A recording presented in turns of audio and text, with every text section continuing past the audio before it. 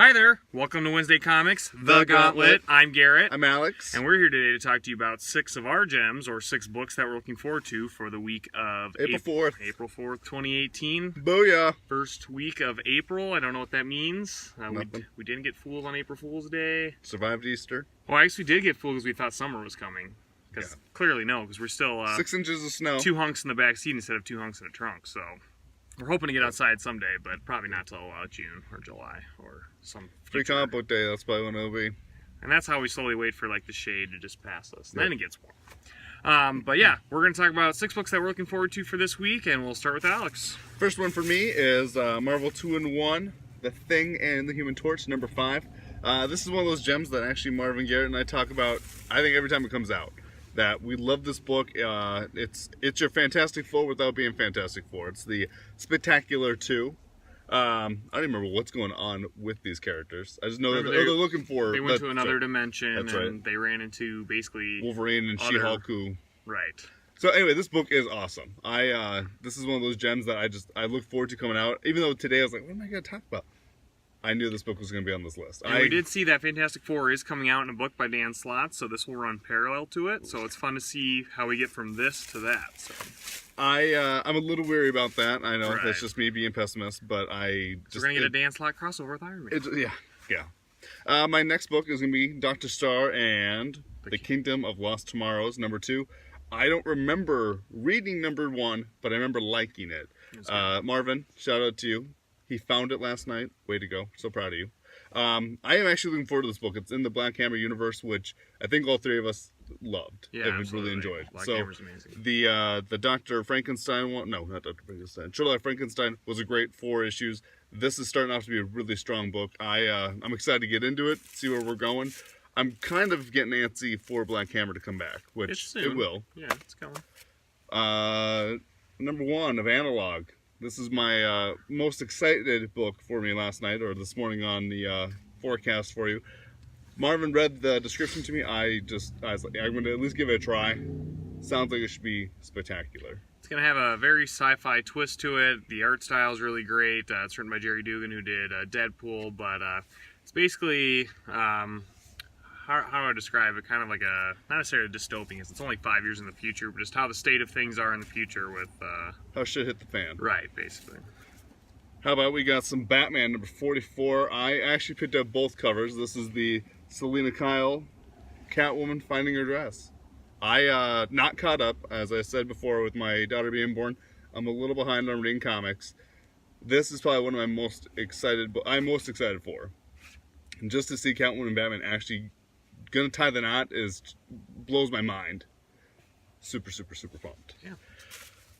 A book that Marvin fell behind on, Sex Criminals number 23. This book was weird.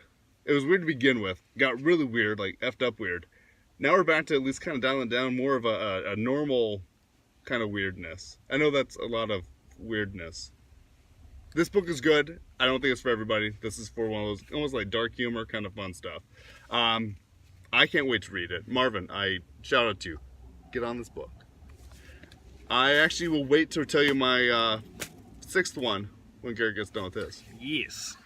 So right off the bat, I'm going to start with All New Wolverine, number 33. It's Old Man Laura, part 1. Old Lady Laura. Or Old Woman Wolverine. I don't know how they're doing whatever the frick the title's called, but basically future. Laura's older now. Gonna see how she dukes it out as Wolverine. Alex was saying that hopefully she's not like a weakened version like Logan was, but maybe she's a little bit smarter in her old age, so maybe she figured out a way to live older and keep her powers pretty much the same, or if not, like just slightly less.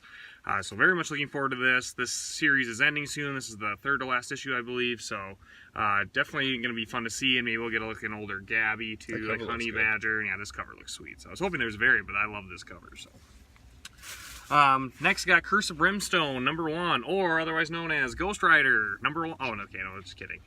DC's version of Ghost Rider. Yeah. It's got a new number 1 from the New Age of Heroes.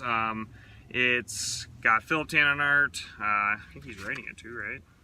Oh, Justin Jordan's writing. Yep, Justin Jordan's writing.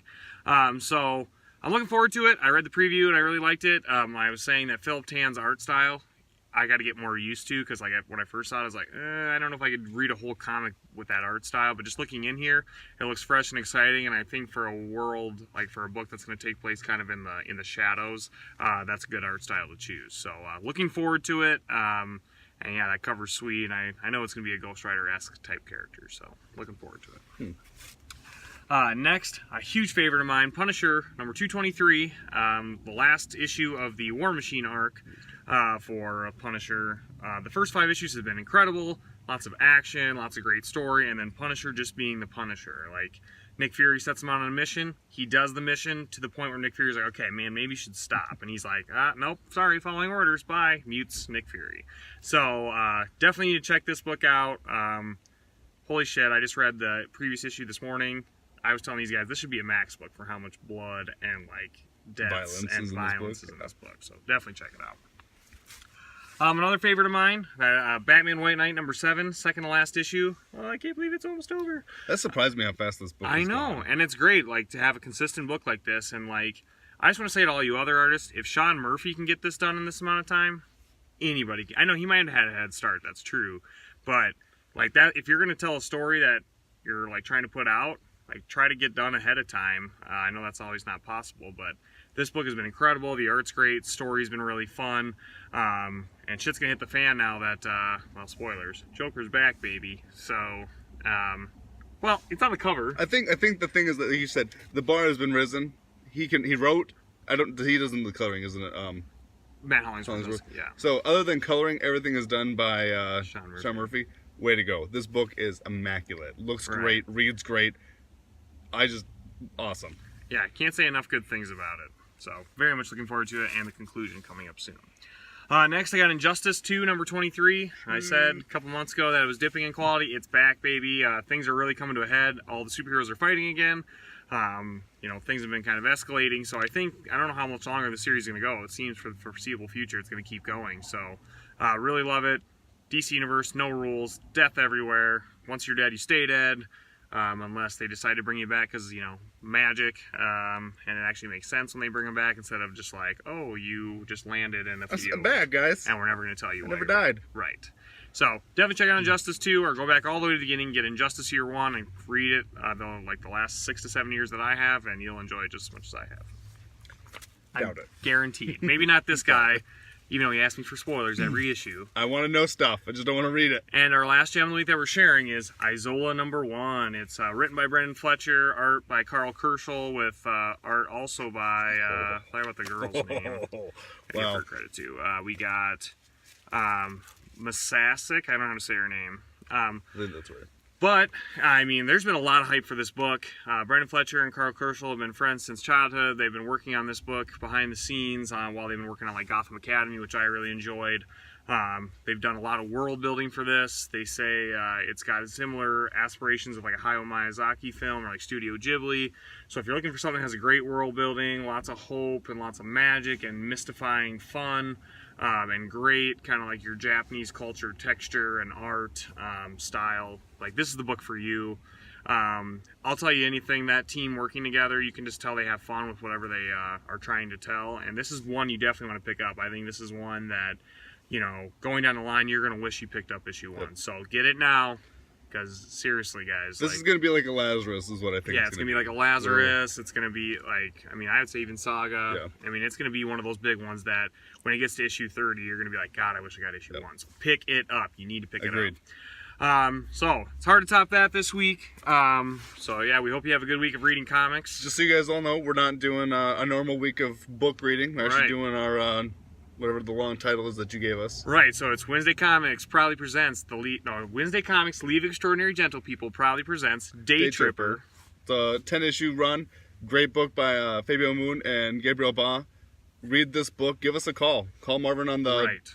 Sorry, I don't actually know the phone number. When Marvin talks, we'll just kind of zone out. Right. But read that. Give us a call. Give us an email. Let us know what you think so we can talk about it with you too. So when you're seeing this, because we're going to remind Marvin, because apparently we need to remind him now, you have like literally half a day to read this, send in a phone call, and potentially you have time to still throw in a phone call, but you don't. Yeah, maybe Friday, Saturday to get it in before the show comes out. So I doubt even then it'll make the cut. But you have a little bit of time left. Yep. Read that book. As I hear, half a day will be enough to read it. This book, that's what I'm planning. It's a good read. I mean, you're going to enjoy this book, so it's not.